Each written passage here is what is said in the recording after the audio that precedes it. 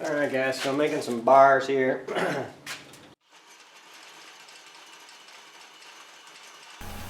Okay guys, so what I'm doing here is I'm making some rocker bars for the S10 underneath, because when you put the door bars in, on a street truck, it's always in the way.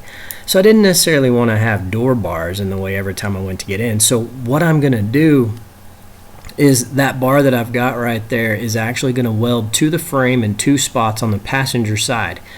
And it's going to connect the front hoop and the back hoop in the box that I've created. So I made some gussets for the front because I used angle iron to connect that to the frame to the cage. So I made some gussets. That gusset is what's actually going to connect to this bar right there, right where I'm cutting. And so you'll kind of see it when I finish it up. But that's going to help strengthen the frame, because right underneath the cab, the frame on the S10 is a C channel type frame. It's open, so it's not necessarily as strong. So when you start getting 650 wheel horsepower, things like that, you're going to start running into some serious issues with flex. And that's why the X-brace is going to be so important to get that in there. And a lot of guys, they run Caltrax, they do all the things, which, don't get me wrong, that's great. It's a good upgrade. It's needed. I've got little slapper bars. I've never had any wheel hop. The last pass was a 722 or something like that. I'd have to get a time slip and show you, but never had any tire hop. Never really even spun the tire hard. I got a 90-10 shocks in the front, so I'm trying to transfer, and I've got about 5 inches of travel in the front suspension. I've got to get the front end up a little bit, but these rocker bars are really going to help strengthen that frame, and it's also going to provide a lot of protection, because let's face it, I looked at fire systems today for the S10, because once you start messing with ethanol and you start throwing turbos, oil, transmission oil, you got a lot of stuff, you got a lot of heat up there, and if a fire does happen, we need to be safe. We build these things to wreck just in case. So if you build it for your worst day, if that day ever does happen, you'll be okay, because this thing, we're going to throw some power at it and see what it'll do, and we like to party, and so we're going to have a few parties. So I want to build this thing as safe as I can and get the bars where they need to be, and protect myself. So this is really going to help strengthen that, bring some integrity back into that frame area, and also tie in that cage. So anyway, I borrowed this little jig from a friend. I've never used this, but that really worked good, guys. I love this little thing. Now, I knocked myself out in the video a little later almost. That drill comes back and slaps me in the face, but you live and learn. Bloodied my nose. Felt like it broke my nose, but I'm all right. You'll see it happen when it happens here in a sec. So, but this is what I'm doing, and that really made that pipe. You can take a chop saw basically and make 245s, and it'll do really nice. This really made it easy, and it really fit nice. I just used a little bit of WD-40 to help those threads cut, and you're just sitting there for a while cutting this pipe. So that's inch and 5/8, 122 wall, I believe, tubing. And so tubing, there's a big difference between pipe and tubing. Pipe is more what you're using for liquids, gases to flow through. Tubing is more something that you're looking for to build trailers, weight bearing, things like that. So there's a big difference in pipe and tubing, but this was all part of the stuff that came from S&W, and so that's the pre-fit cage that I put in. So the cab mounts were horrendous putting that cage in, and I'm a novice welder. I'm not claiming to be a professional by any means. Y'all are going to see these welds later. Some of you are going to be like, dude, you should cut that out. They're hot, they're penetrated, they ain't the prettiest, but it's kind of, I look at a lot of people that don't finish their projects, and I'm like, I got this project finished. It taught me a lot, the journey. The next time I do something like this, it's just going to be that much better. And so I got out there and I forged my way through it, and I made it happen. And I love welding. I actually learned that I need a good welder. I'm using a little Harbor Freight special, and it's getting the job done. Helped me build this truck, and I want to learn to do AC TIG, which is aluminum. And that's my next thing. So I'm looking for an AC welder. I let a good one get by the other day. I really wish I would have had it, but anyway. it got away from me. But I'll find an AC TIG welder here before too long so I can weld some aluminum. I got some other projects I'm not going to talk about now coming up. You guys see the little Subi back there? I need to do a little video on the old Subi. Picked that little Jewel up the other day. She's a lot of fun. 4-banger, you know, likes to party. And little 4-banger. And so there's the Subi in all of its glory. The kids won't ride with me on the Subi, but man, I love that little Subi. It's a lot of fun. I drive it all the time all over town and hurt some feelings every now and then, you know. But it is what it is. So anyway, like you see, I mean, I'm still drilling on this thing. It takes a minute with a chop saw. You do 245s and you're done. This is my little Harbor Freight special. Guys, I used to do this stuff on the floor. Like, I would be down there sitting on the floor doing this with those, just like, struggling with all this stuff, trying to keep it still, trying not to let it move. And just that vise would constantly be walking around on you. And so anyway, I like that little Harbor Freight bench. It was like 60 something bucks, and it says it'll support 300 pounds. I've found that it saves my back, and I've really enjoyed it a whole lot. So I mean, it is what it is for 69 bucks. You know, you're not getting an amazing welding table or anything like that, but it gives me some room because I don't have a whole lot of workspace. There goes Georgia. Don't have a whole lot of workspace in the garage, so I enjoy it. You know, I could do it a little unboxing thing. There's nothing to it. It'll actually angle the bottom of the feet, kind of make a TP type style. I thought it would fold up and store pretty easy too, because you know, when you're working in your garage and you got to put everything up when you're done, and you know, actually bring the cars and park them, because that's what a garage is, and so storage. So I thought it would make it easier to store it, because my dad has a huge welding table. You know, it's got the whole slots and all the stuff, you know, the professionals. Heavy. I mean, that thing is super heavy. It's a 4x6, so it's huge. You can do whatever you want on it. Plasma cut and all the things. I picked up a plasma cutter the other day too, so I got a little Jegs plasma cutter. I'll do a little video on plasma cutting, and I thought, you know, maybe do some plasma cutting with that, but you know, the plasma cutter, you got to have air. There's just it takes a lot of time, and you know, if you're trying to do things quick and in a hurry, that stuff just takes a ton of time. So I wasn't real interested in just consuming a ton of time getting out that. But you know, if I have some projects that I definitely need the plasma cutter for, I'll show you guys that. I ran it on 220. It had an adapter. I always want to run things on 220 when I can. I basically put it in a wall myself, just right next to the breaker box. I added a 50 amp, and it works great. I did it myself. It was easy, and so I run the welder off that. I got a little extension cord off eBay. Love it. Does great. Actually, it's my neighbor's. He, I think he still knows I have it. I don't know. I'll show y'all his S10 one of these days. I have a picture of it. It's down to the frame. He painted the frame. It's really cool. It was kind of amazing how shoddy some of the weld jobs were from the factory on how they put these frames together. I'll show y'all those pictures in one of these videos one of these days.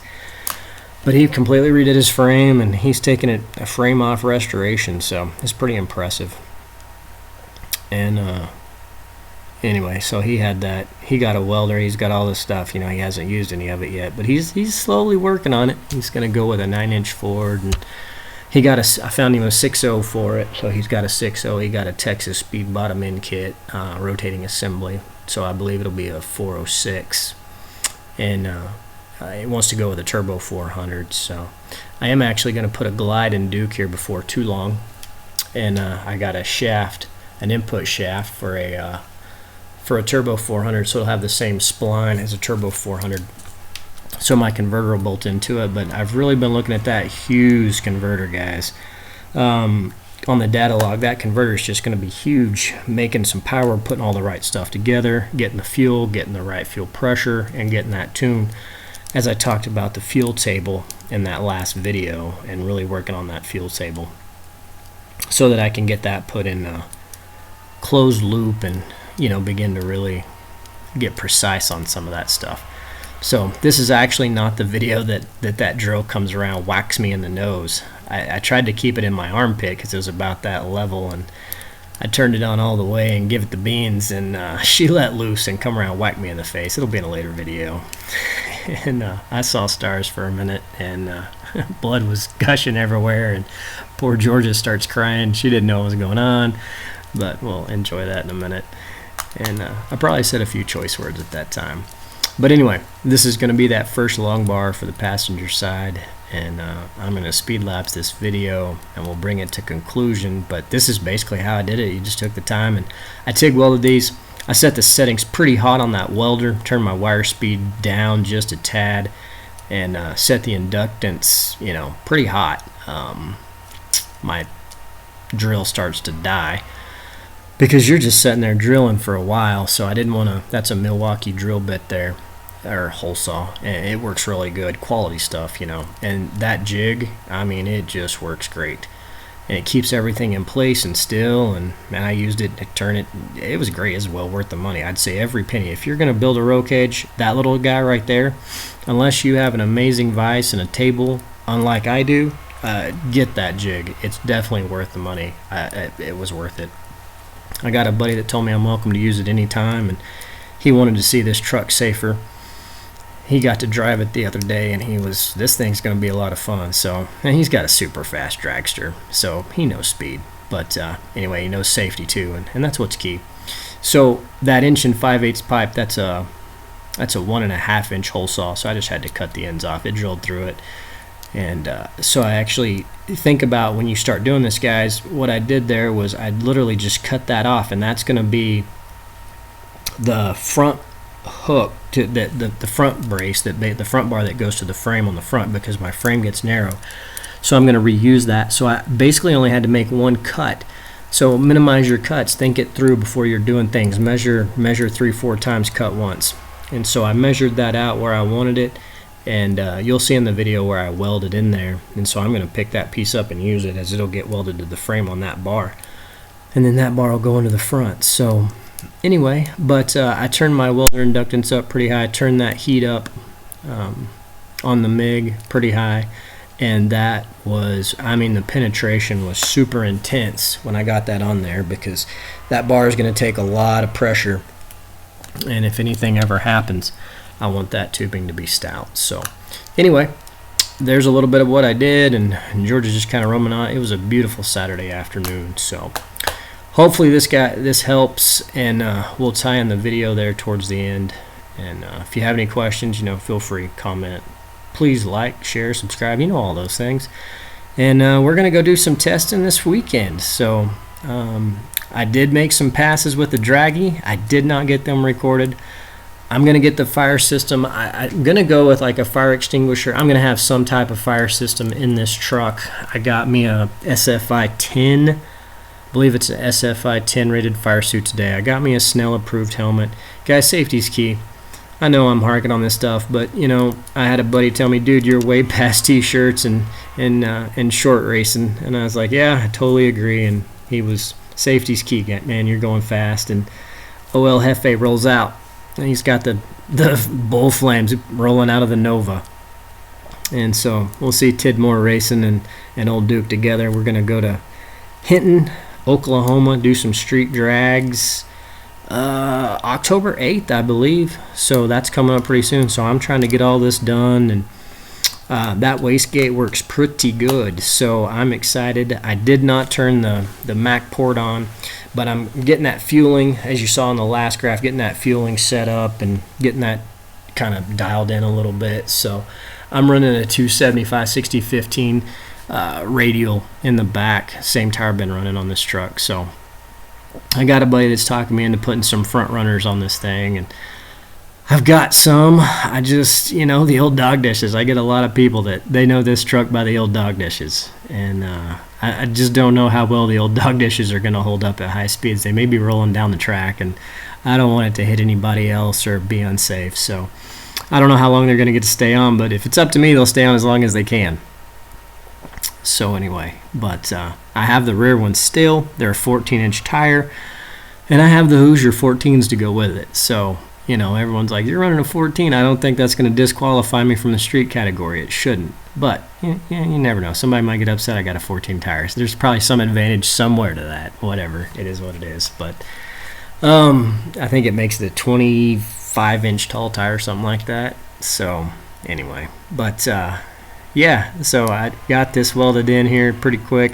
Fabricating always takes time, but do it right the first time, guys. Do it right the first time. Take care of safety. I know I'm rambling on all this stuff. This stuff just takes time, fabricating, grinding, polishing, massaging that. The fit was amazing once you kind of massage this and you get those angles with that hole saw. And so I really did enjoy it. I had the chop saw on the floor and the band saw, a cut-off wheel and a grinder. And so, you know, I bought two grinders, or two of those handheld units right there. So I put a grinder on one, I put the cutoff wheel on the other, and just swap back and forth and run two extension cords. So, you know, you just set one down, pick up the next one, or put it on the table. And it works well just for speed and convenience of everything. So anyway, I think I've rambled on here long enough. I'm going to fast forward through all this stuff, and we'll get you these pictures on the follow-up. So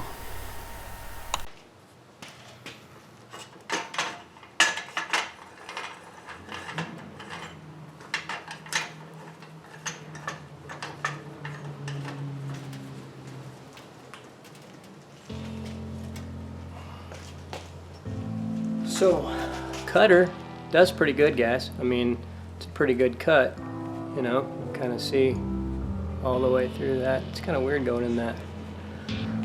But anyway, that's my pipe, my tube, and my extension cord only has 3 plugs, so I get to bounce between some of these.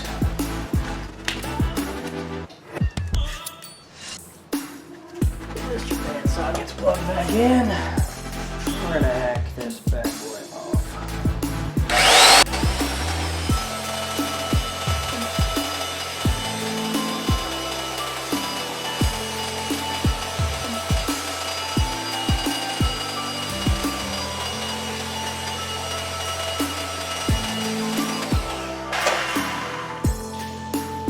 Cool. Now, let's see if it'll fit. So this is going to be my door bar up underneath, guys. I would show you, but I can't hold everything together. It's too tight, too hard.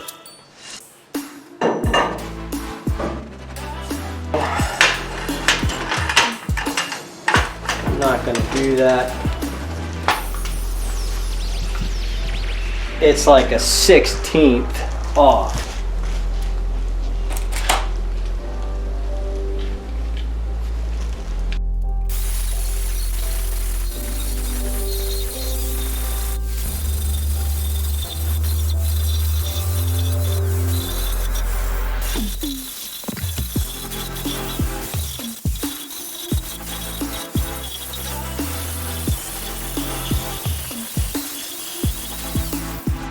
So I got that bar just wedged in there because it fit that good, and if it falls, George is gonna jump. So get ready for the jumping dog.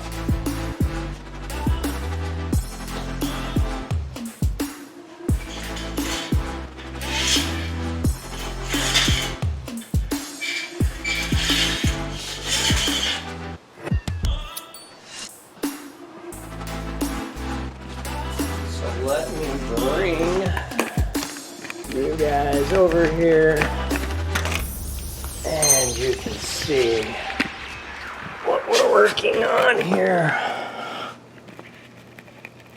So this is the bar. So it fits right in there, and it is literally just wedged in there right now. Like if I were to touch it, it would definitely move. So I'm gonna make a bar to attach here to there, or maybe like right there. Yeah, in between that spot right there, and attach that to that. Because if you look over here, guys, on the far side, if you see that, right there. That is unboxed in frame. Focus camera. So it's a C channel over there. And if you see that going back, not great. So hopefully this bar will help tie all of that in. And there we go. So there's that. But yeah, that's what we're working on there. So trying to get all the different angles so you guys can see that.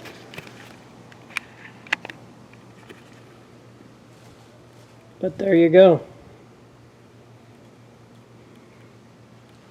And I notched that, and then that is gusseted to the frame. And so that's all there is to it, guys. Just getting out here slowly, making stuff fit. And it literally just fits in there by itself, so when I get it welded in, it'll be good. But I'm going to scuff that up to get it ready to weld, and now I'm going to go build that bar. So anyway, there we go.